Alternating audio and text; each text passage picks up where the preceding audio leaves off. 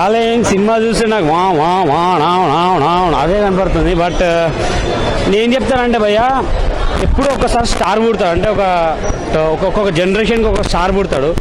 ఉదయ్ కిరణ్ ఎట్లయితే స్టార్ పుట్టిండో అట్లా Devarakonda without background star పుట్టింది. ఉదయ్ కిరణ్ తర్వాత నాకు మళ్ళీ కనిపించింది విజయ్ దేవరకొండ. సో నేనేమంటానంటే మళ్ళీ ఒక ఉదయ్ కిరణ్ చేయకండి అంటారు డెఫినెట్గా.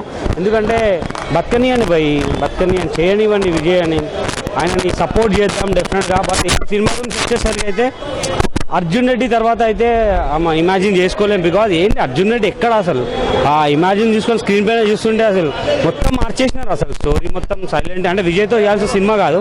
నాకు ఏమనిపించింది అంటే ఇట్స్ అనే కామెడీ ఎంటర్టైనర్ అంటారు కదా, యావరేజ్ బై ఆ సినిమా యావరేజ్. బట్ నేను ఒక్కటే చెప్తాను, ఏం చెప్తానంటే మళ్ళీ ఒక ఉదయ్ కిరణ్ చేయకండి దయచేసి. మీ అందరికీ పదే చెప్పేది ఏంటంటే ఒక ఉదయ్ కిరణ్ ఎలాగో లేపేసినారు, ఇప్పుడు ఉన్నది ఒక స్టార్ పుట్టింది వితౌట్ బ్యాక్గ్రౌండ్ ఒక అంటే డెఫినెట్గా Vijay Devarakonda.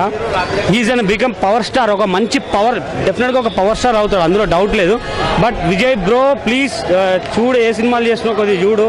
And you are the Arjun Reddy, అది మైండ్లో ఉంటుంది మాకు. అంటే ఈ సినిమా వరకు అయితే యావరేజ్ ఉంటుంది, వేరే హీరో చేసినా నడిచిపోయేది. బట్ విజయ్తో ఎందుకు చేస్తారనేది నాకు అర్థం కాలేదు.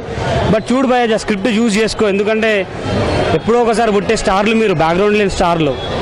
మా సపోర్ట్ ఎప్పుడు మీకు ఉంటుంది. Thank you. ఏంటండి వీడియో నచ్చిందా?